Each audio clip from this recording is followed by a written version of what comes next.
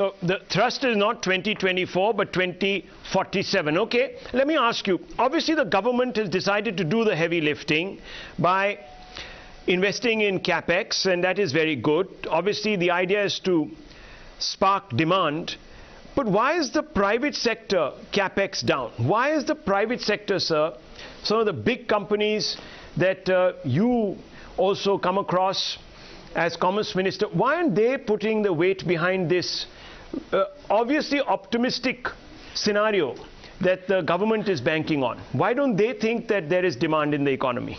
Yes. Well, I would beg to differ with you on that, Rahul, with due respect. The reality is that we had a lot of surplus capacities which were remaining unutilized for many years because of the sluggishness of the Indian economy. Over the last few years, that demand that we have been able to create has met that capacities, and now capacities are kind of fully utilized or increasingly utilized. That is necessary before we can look at massive investments coming from the private sector. And my own experience is, whichever sector I talk to, recently I was discussing civil aviation. Already we have over 1,000 planes which are either already ordered or soon to be ordered for meeting the needs of growing civil aviation in the country. I've been talking to companies around the world. Look at Apple.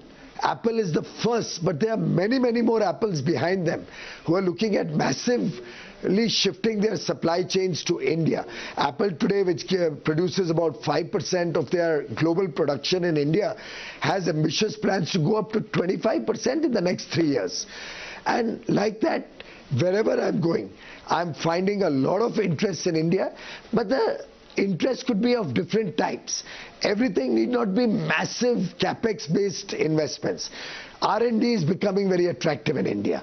Our managerial skills, our talent, huge talent that our young engineers and boys and girls have, that is attracting innovation into the country. Our startup ecosystem is providing smarter ways to do the same thing at less capital investment. So I think things have evolved and are changing. So dynamics of private sector spending and investment is now hugely different from what it was maybe 2 or 3 decades ago. Okay, the other big thrust